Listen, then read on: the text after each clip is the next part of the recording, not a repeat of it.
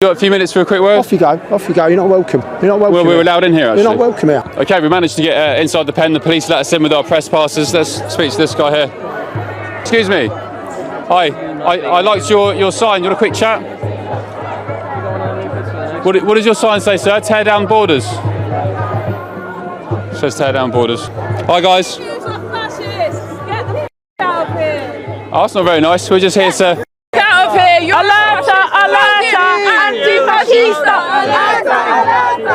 anti-fascista. Hello, sir. Fancy a quick chat? We're just asking what you want to happen to the hotel. No, you can talk to one of the chief stewards. You see the guys in the orange vest? Oh, the orange dress. Thank you. No, you're GB News. Yes. You are. How you doing? You okay? No, I don't want to talk to you, thank you. Oh, you just came up to me. Want you here? You don't want us here? No. Can Oh, you off, please? that's okay. If you want to We're allowed talk to to- hang on, I'll find you don't someone. want you here. You don't need to be so Do angry. you know who you own? Why wouldn't we be so Over here. angry? You don't need to be angry. There are people Over dying here. around the world. You got a few minutes for a quick word? Off you go, off you go. You're not welcome. You're not welcome. Well, we're here. allowed in here, actually. You're not welcome here. I'm sorry, we're allowed in here. you're not Are welcome you here, from mate. Stand Up to Racism? Do you want a quick You're not conversation? welcome here. You're here on a counter protest. Would you like a quick conversation? We were told to speak to you, sir, as one of the organisers. Would you like a quick word? Seems strange that you come down here with a counter protest. You've got a big security presence, big police presence, and you don't want to talk about things. Epping, on a quiet road in Essex, a migrant hotel has become the unlikely epicenter of Britain's culture war. The atmosphere outside is thick with tension, megaphones, Union Jacks, counter-chants, and the constant hum of camera equipment.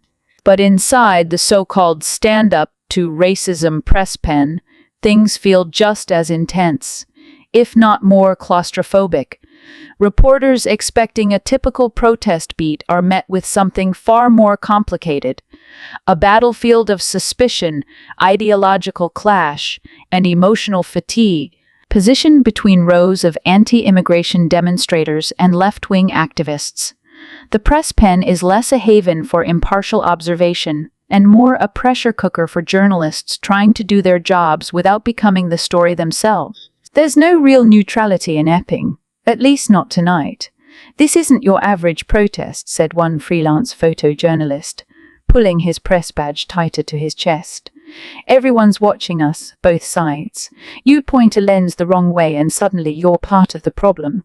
The Stand Up to Racism Coalition, which organized the counter-protest against anti-migrant demonstrators, set up a small, tightly managed media area for journalists sympathetic to their cause.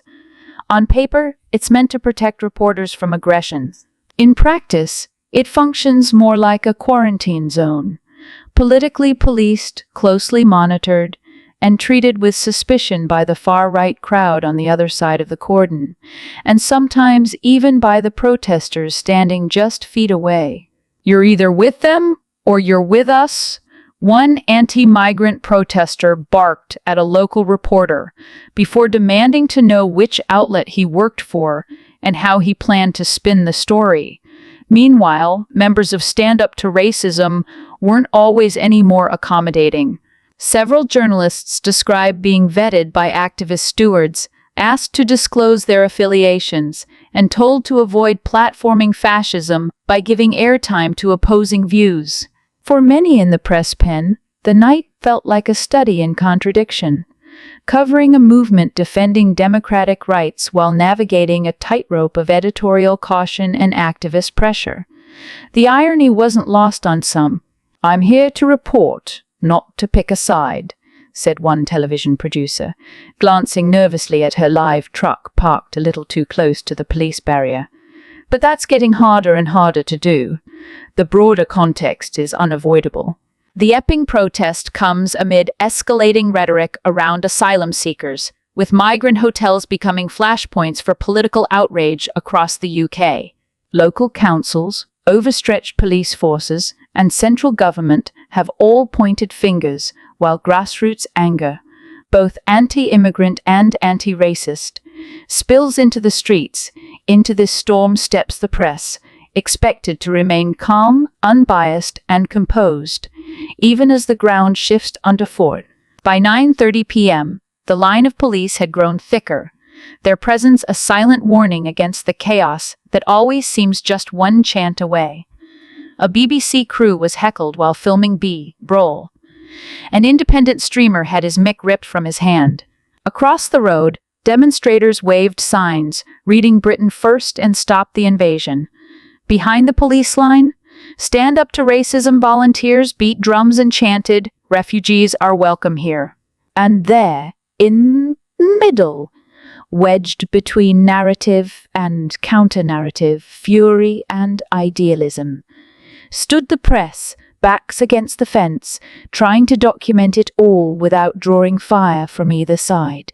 Ben Leo's weekend segment on GB News, where this moment unfolded under bright studio lights and sharpened rhetoric, offered a glimpse into the story behind the story, what it means to report on Britain's deepest divides, and the uneasy role of journalists caught between the shouting. It's not just about covering the news anymore. In places like Epping, journalists are being forced to defend the very act of reporting. And that, perhaps, is the most revealing part of all. Next, we come to another scene also in Epping. Shocking scenes emerged from an Epping migrant hotel protest. Now, my next guest caught this on camera. Maintain the line, please. Alex, second line out here. Keep it tight. If you see any flashes left or right, you deal. Who's a fascist officer? Did you just say if you see any fascists? I heard that. Officer, you said any fascists. He said if you see any fascists. Stay back a little. Officer, mate, whose side are you taking? I'm meant to be impartial. You just said if you see any fascists, then... Bloody hell, the officer literally just said if you see any fascists, left and right. So you kind of see what side the police are taking at the minute, guys. Not neutral at all. Yeah, well, I've watched and listened to that clip several times, and it's also been through some kind of AI translator, which does seem to pick up the word fascist. So if you see any fascists left and right, the context there again is that they are escorting some of the Stand Up to Racism brigade away from a protest there as they do. Now, I'm at pains to say that Essex police have come out since and said that the officer was saying the word flashes. If you see any flashes left or right, then deal with it. The man who took that video is Wesley Winter, and he's becoming a regular on the show, actually, and he's here tonight. Wesley, thank you very much. So, go on, you think he said fascists? Yeah, 100%. I was with 3 other people who are behind me. We all agreed he said what he said. Obviously, the context of the situation was that he's probably with people who are chanting fascist all day, maybe a slip of a tongue, but I'm pretty certain he said what he said. OK. And what, if he did say that, what would that imply to you? Almost like their kind of perception of who the counter-protesters or the protesters against the hotel were. Obviously, the general perception of people outside the Epping Hotel by the left-leaning crowd that those people are fascists and far right. So maybe that on that day, certain officers took a certain stance. Who knows? Yeah, and I'll go on, Christo. Go on. So whenever when you tell me that it's fascist, I hear fascist. Then when you tell me that it's fascist, it's like the equivalent. You know that blue and gold dress. Yeah. What time? Yeah. Let's hear it. Every time you tell me, I hear something different. Let's hear it. Let's hear it. Maintain the line, please. Alex, second line out here. Keep it tight. If you see any flashes left or right, you deal. Who's a fascist officer? Did you just say if you see any fascists? I heard that. Officer, you said any fascists. What were we thinking? In the break, Christo said he thought he heard him say foreskin. Right, right. Good. Why would they be saying flashes? Why would they be saying flashes? Is it like or was it flashers because of what people are protesting? But in the context, it doesn't make any sense, right? Because it's not even dark as well. Flashes of what?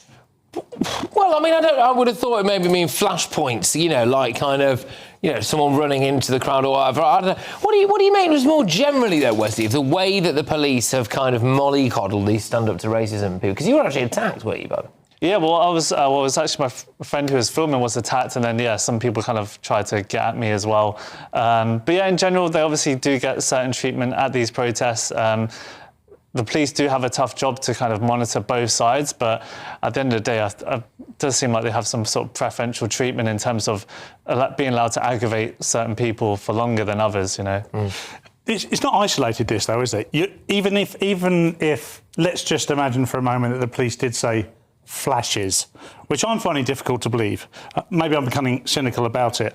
I can kind of hear both. But the reason you're thinking that he said fascist is because you've been in and around these riots and you know and you have seen the way the police behave. As difficult as that job is, they've definitely favoured one side of the argument, or they've protected the people from one side of the argument. So it's not as if this is out of the realms of possible. You've seen lots of this stuff, haven't you? But yeah, it's definitely, it's definitely up for speculation. But I think in general, there's almost like a distrust with the police, and the possibility that they could say that is definitely quite high.